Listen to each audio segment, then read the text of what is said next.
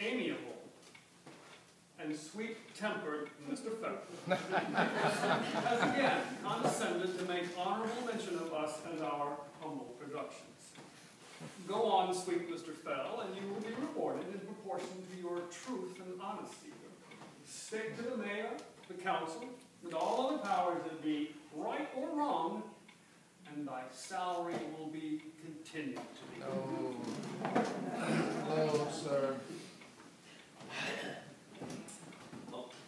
When we state that the museum, or rather I should say, the common sewer of Savannah, is proverbial for its falsehood, well, we merely state a fact. Well taken. The report of the Medical Society has not yet been published. That its publication has been delayed thus long is a source of real evil. We repeat it, no evil can possibly arise from giving to the world the whole truth. It seems to us that the museum man takes every occasion to libel our city and its citizens, and always evinces the blackest species of envious contempt upon them, as well as a total disregard for the truth. As the mayor has stated, no pestilence prevails.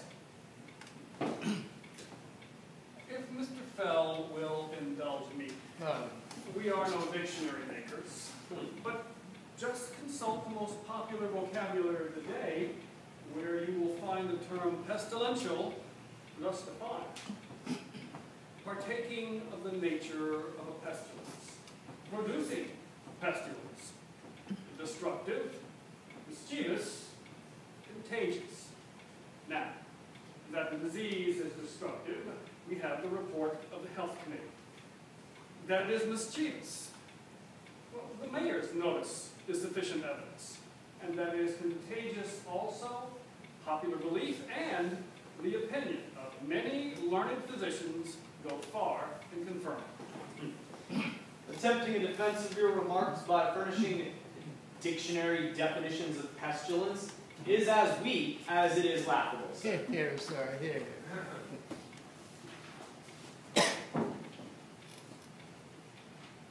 Extract from the Register of Deaths.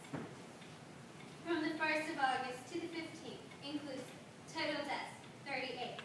27 males, 11 females. 10 residents, 28 non-residents, 35 deaths by fever. Visitors. Non-residents. Saturday morning, August 19th, 1820. We understood that a report by the Medical Society respecting the health of our city was drawn up and presented to council. It was expected that this report was to be published. We were even told it was in the hands of the city printer for that purpose, since which we have learned that council had a meeting upon the subject, and that the report has been sent back to the society for alteration and correction. Are council afraid that it will contradict their earlier statements? And do they believe that the citizens of this city are blind? The truth will be known that the situation of our city remains alarming. We repeat it. It is not only useless but dangerous to endeavor to conceal the fact.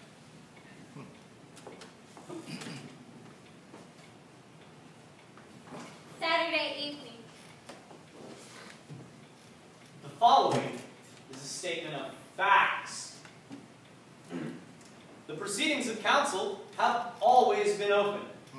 How then is it possible that the editor of the museum could be so lost to the truth as to insert such a piece as was found in this day's paper? In it, facts are distorted, motives of council are arranged, and the most ridiculous and criminal conduct imputed to them. They have done the best they could, but because they are not infallible, this malicious editor seeks by falsehood to make them contemptible. What is the cause of this fever? Mind you, I don't believe it. But there's an old man in Johnson Square who maintains that it's the pride of Indian troop. And if we were to lock off all the branches and destroy the leaves and berries, this epidemic would be at an end. At least that's what he said. Well, we can destroy them, it would do no harm. China berry. Tuesday morning and Tuesday evening, August 22nd, 1820. I would like to reiterate what I said on Saturday last. The report of the Medical Society I have received, but its great length precludes its publication. And you have my word, it shall have a place in my next. Well, I heard it's quite worthy, my dear. Mr. Fell's small paragraph contains 3 assertions which a man of his politeness might truly call lies. First, he could not have received the report of the Medical Society, and second, therefore, it is of no great length. And third, he has yet to print it as he said he would. Well, it is a fact that the most disreputable vagrants the world can produce are loose about our city. Well, they are nothing but loose rags on the back of society. Yeah, so we must save the remnant of our property from the grasp of the robber and the torch of the incendiary. We must Oh, act. sit down.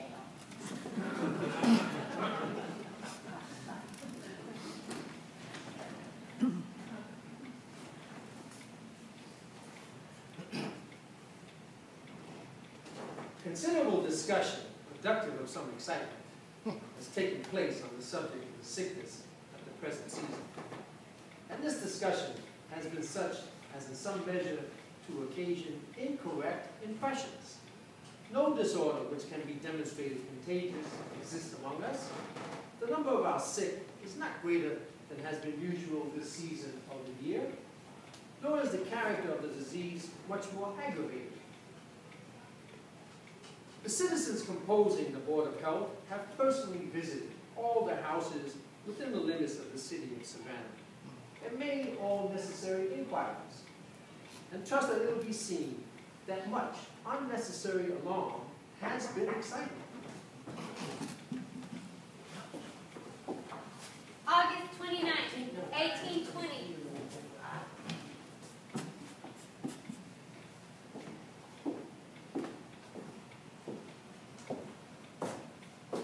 Things I dislike. I dislike the ladies remaining at home on a Sunday to read a novel. And what about gentlemen? To read a novel when the temples dedicated to the worship of the living God are thrown open for her reception. Or his? Well, I dislike doctors when they lose a patient to cry of yellow fever as it strikes a panic among the illiterate, when the enlightened know it is only to cover their want of skill. I dislike to see the last sad remains of what once had beauty. Titles, fame, wealth, drawn to that domain from which it can never return by a horse, which excites the curiosity of bystanders. Indeed, sir. I do declare, some job, I've had enough of this fall of nonsense. September 12th, 1820. Somebody would stand up and say no.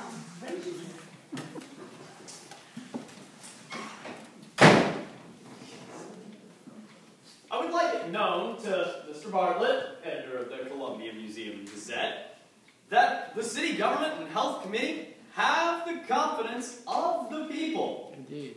And he is challenged to show that they have in any way smothered the truth.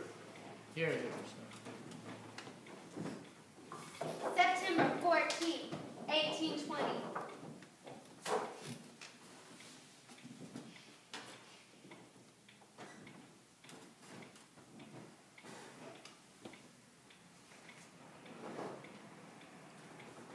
I feel it my duty to announce to my fellow citizens and to all whom it may concern.